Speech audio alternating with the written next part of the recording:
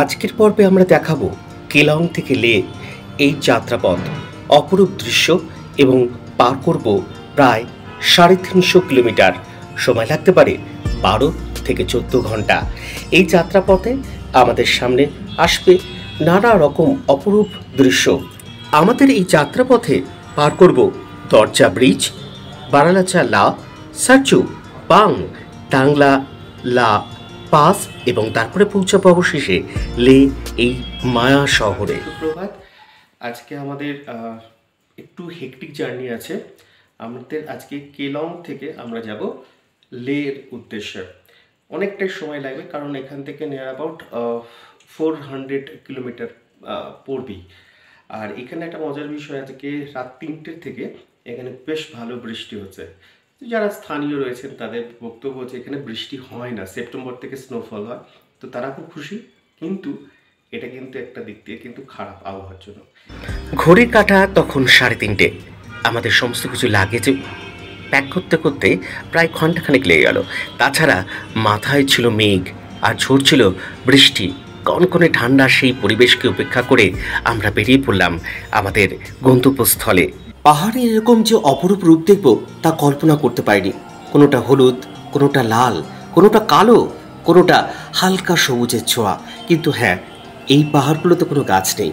আর এইসব পথে যাতায়াতের জন্য ড্রাইভার হচ্ছে সেই ভগবান, যে এই পথগুলোর দুর্গমতাটাকে দূর করে লক্ষ্যস্থলে ঠিক পৌঁছে দেন। এই অপরূপ দৃশ্য দেখতে দেখতে আমাদের চোখ আটকে গেল একটি পাহাড়ের কাছে, আর তার পাশেই সুন্দর স্বচ্ছ লেক। জানলাম স্থানটার নাম ভরতপুর। কেলং থেকে 140 কিলোমিটার। আমাদের ঘড়ির কাঁটা তখন কিন্তু 5 থেকে 6 ঘন্টা পেরিয়ে গেছে। আর এখানে দেখলাম আকাশের অপূর্ব নীল রং। হঠাৎ করে মেঘগুলো যেন কোথায় উড়ে গেল।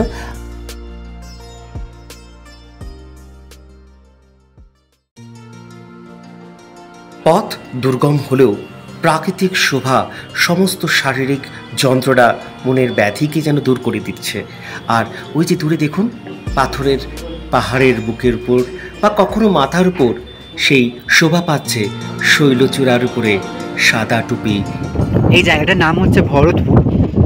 আর এখানে যে অসাধারণ ভিউ দেখতে পাচ্ছি, দেখালাম। এখানে বেশ কয়েকটা টেন্টের মতো রয়েছে, প্লাস দোকানও রয়েছে, সব কিছুই পাওয়া যায়। চাইলে এখানে অনেকে এখানে বাইকে আসে, যারা তারা এখানে স্টে করে, দূরে যেতে না পারলে। বেশি দোকান নেই, জাস্ট কয়েকটা গোনা ওই 7-8টা মতো দোকান এখানে রয়েছে। তো এই হচ্ছে ব্যাপার এখানে ভরতপুর। তবে এই জায়গাটা সত্যি খুব সুন্দর। এই জায়গাটা সম্পর্কে মুখে বলে আমি বোঝাতে পারবো না, আপনারা ভিডিও দেখে বুঝতে পারবেন যে জায়গাটা কেমন আর কীরকম লাগছে। যদি ভিডিওটি ভালো লাগে তাহলে অবশ্যই কমেন্ট করে জানাবেন। তো আমরা এখন ভরতপুরে এসে হাজির হয়েছি। এটা আমাদের রাস্তার ধারে। তো এইখানটা একটা সুন্দর টেম্পোরারি ক্যাম্প করা আছে। এখানে বেশ সুন্দর পরিপাটি করে বিছানা পাতা, হাওয়া লাগছে না। এখানে যারা বাইকে আসেন বা ক্যাম্প করে থাকেন, তারা ইচ্ছা করলে অনেক রাত পর্যন্ত আটকে গেছেন কোথাও, তারা কিন্তু এখানে স্টে করতে পারেন। এই ভরতপুর এই জায়গাটার নাম। আর পিছন দিকে অসাধারণ সুন্দর ক্যাম্প আছে, যেটা আমাদের ভিডিওতে দেখিয়েছি। এখানে তারা রান্নাবান্নার সিস্টেম আছে, 4 মাস পর্যন্ত এরা থাকে। আর এইগুলো কিন্তু কোনো রকম ফুল নয়, প্লাস্টিকের নয়, এগুলো হচ্ছে পাহাড়ের ফুল। ওই লাল এগুলো দেখলাম পাহাড়ে ছিল তখন, খুব সুন্দর এই ফুলগুলো, অটোমেটিক এগুলো পাহাড়ে হয়। আর এখানে ওনাদের স্টলে বিভিন্ন খাবার দাবারও রয়েছে। এখানে ওরা রান্নাও করেন। आपका थोड़ा सा नाम बताइए ना, हम लोग वीडियो में। हाँ, विशाल। तब विशाल आप यहाँ पर ही रहते हो? रात को कितना टेम्परेचर होता है? 4-5। तो हम लोग अभी है विशाल के साथ। तो विशाल यहाँ पर 4 महीने तक रहेगा। उसके बाद कहाँ जाएगा? वापस मनाली चले जाए। তো যাই হোক, এবার আমাদের বাস ছাড়বে, আমাদেরকে যেতে হবে লের উদ্দেশ্যে। ক্ষণিক বিরতি, কিছুটা কফি পান, আর আমি একটু কোল্ড ড্রিঙ্কস নিলাম। ঠান্ডার মধ্যে ঠান্ডা খেলে নাকি ভালো লাগে। তারপর এগিয়ে চললাম আবার পথ বেয়ে। জানি না কত দূর, আর বারবার মনে হচ্ছিল দুর্গম গিরিকান্তার মরুদুস্তর পারাপার। লঙ্ঘিতে হবে রাত্রি নিশীতে। যাত্রীরা হুঁশিয়ার। হ্যাঁ, আমরা হুঁশিয়ার ছিলাম, তাই তো আপনাদের সামনে এই সমস্ত দৃশ্য তুলে ধরতে পারছি। এক্ষেত্রে আপনাদের জানিয়ে রাখি, যারা লেতে আসতে চান তারা কিন্তু লে বিমানবন্দরে আসতে পারেন সরাসরি শ্রীনগর হয়ে। আর যদি অন রোডে আসতে চান তাহলে কিন্তু এই কষ্ট উপেক্ষা করতেই হবে। আর কষ্ট উপেক্ষা করলে এই সুন্দর দৃশ্য কিন্তু পাবেন। আর প্লেনে যদি আসেন তাহলে এটা পাবেন না। হ্যাঁ, শারীরিক কষ্ট কিন্তু দূর হবে। ঘড়ির কাঁটা তখন অনেকটা সময় পাড়ি দিয়েছে। আমাদের গাড়ি এসে দাঁড়ালো বারালাচা লাতে। এখানেও দৃশ্য অত্যন্ত সুন্দর, কিন্তু হাওয়ার দাপট প্রবল। এখানে দুপুরে আমরা মধ্যাহ্ন ভোজ সারব। আমরা লাঞ্চের জন্য নেমেছি, জাস্ট এখানে লাঞ্চ করে তারপরে আবার রওনা দেব লেহের উদ্দেশ্যে।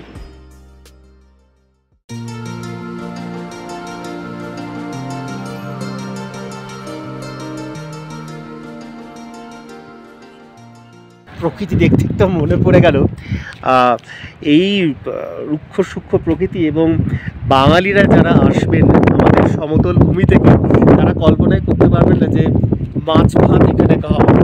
তো আমাদের বিশ্বজিৎ ট্রাভেলসের মাধ্যম দিয়ে আমাদের নিরামিষ আইটেম যারা বাঙালি রয়েছেন, নিরামিষ আমিষ নন বেঙ্গলিরা অবশ্যই এখানে আসতে পারবেন, কোনো অসুবিধা নেই।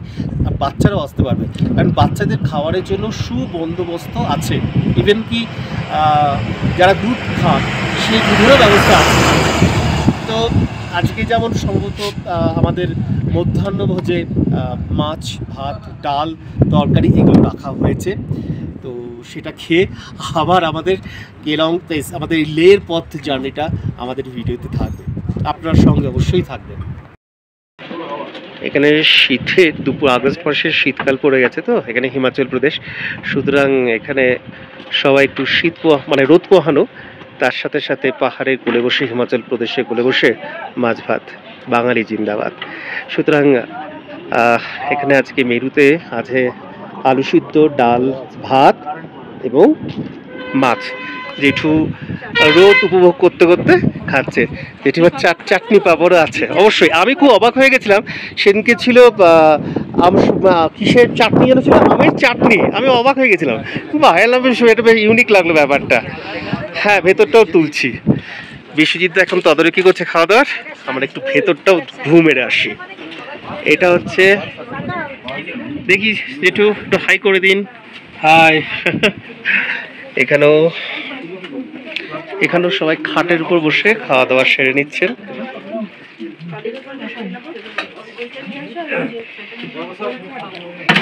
আর এখানে সবাই আছে। এই যে আইটেমগুলো বলছিলাম, আলু সিদ্ধ, ডাল, ভাত, এদিকে মাছ রয়েছে, আমের চাটনিও রয়েছে, পাঁপড়ও রয়েছে। খাওয়া দাওয়ার পর্ব সেরে আবার যাত্রা শুরু করলাম সেই দুর্গম পথে। হ্যাঁ, এখানে কয়েকটা ইম্পর্টেন্ট কথা সেরে রাখি। আপনারা যারা এই পথ দিয়ে আসবেন অবশ্যই কিছু ড্রাই ফ্রুট বা ড্রাই খাদ্য আপনারা অবশ্যই সাথে রাখবেন। পথে চলতে চলতে আমাদের গাড়ি মন্থর করে দিল এই ভেড়ার পাল। এই ভেড়ার পাল এই দিয়ে আমাদের কিন্তু পশমি পোশাক বা শাল তৈরি হয়। আর এখানকার লোকদের কিন্তু অন্যতম জীবিকা এই ভেড়া চাষ।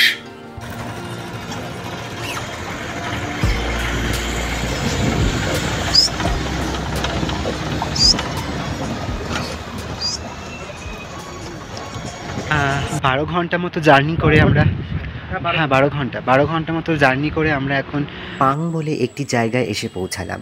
এখানে আমরা একটু জল ও চা খেয়ে বিশ্রাম নিয়ে আবার পথ পাড়ি দেব।